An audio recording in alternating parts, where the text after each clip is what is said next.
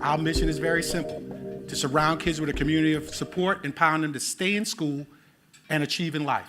And last year, the 4,500 kids we served on our caseload, 96% of them did one of two things.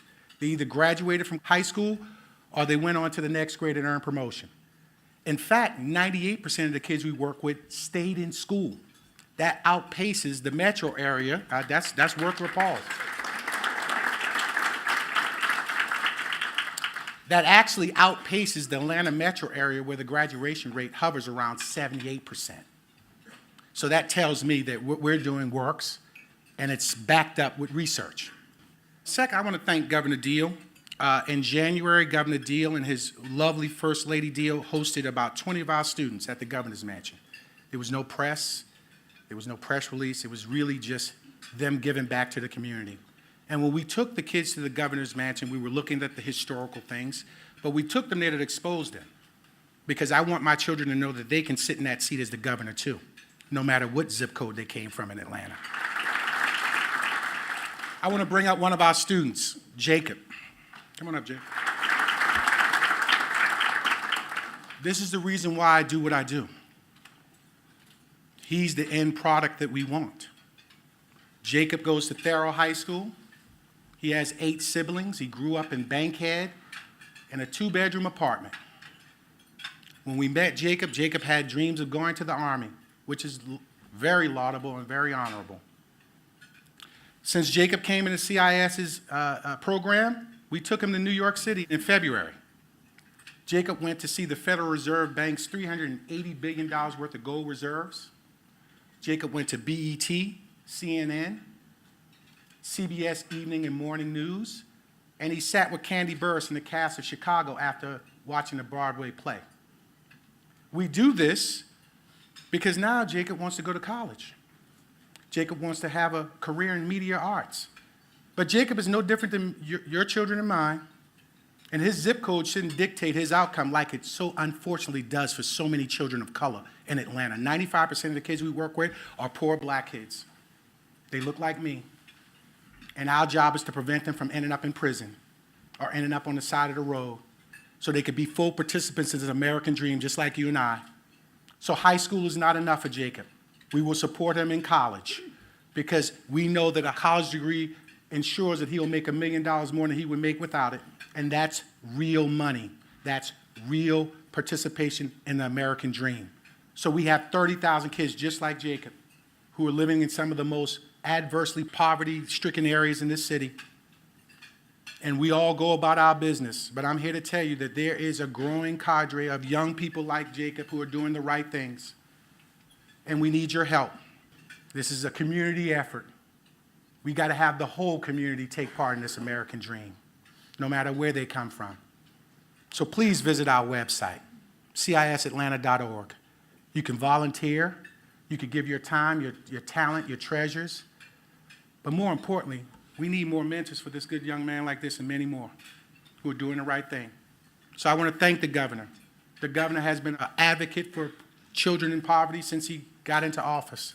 And I want to thank him for giving us a chance to go to the Governor's Mansion so these children can know that they can end up being the governor just like him. Thank you all. Have a good lunch. Thank you, Governor.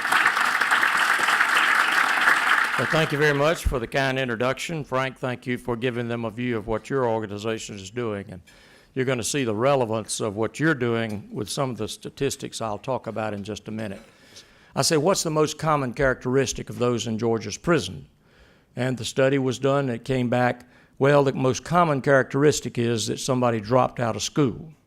It was almost 70% had dropped out of school, didn't have a high school diploma, didn't have a GED, and therefore they go to prison.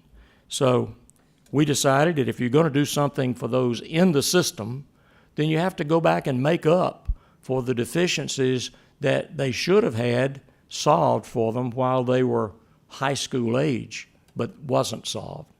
There are common characteristics for those that are being convicted and sent to prison. Let me share a few of those. First of all, 9% of our corrections population is from Fulton County, which is the largest percentage of any of our counties. DeKalb is next with 5.47%, Gwinnett 3.52%, Cobb County 3.4%, Richmond 3.36%, Chatham 3.08%. But most counties contribute far less than 1% to our prison population. This is an interesting one. Over 48% of those that are currently incarcerated in our prison system were unemployed at the time of their arrest. The similar figure is for 49.8% that are currently incarcerated, do not have a high school diploma or a GED. So the percentage of those coming in is less than that 70% it was several years ago when of those who were already in prison. So some of our education reforms are working. We have reduced the number of those who are coming into the prison system who do not have at least a high school diploma or a GED. But who would say that almost 50% of those who are incarcerated didn't have a high school diploma is a success rate for our education system? I don't subscribe to that theory. Almost 11.5% of those currently in prison were 20 years old or younger at the time of their admission into the system. That figure may not sound large, but when you look at the number of youths who are incarcerated, it is a factor that you can't deny.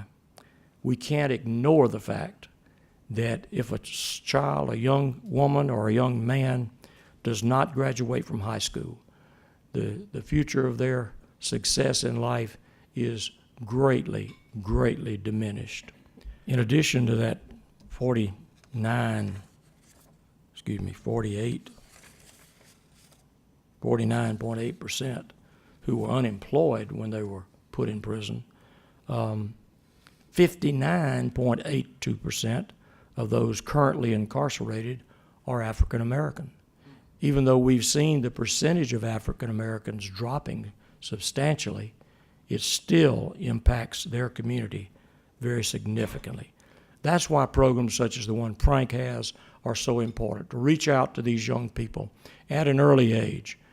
Don't let the gangs take over their lives. Don't let their future be determined by someone other than themselves or their parents or their guardians.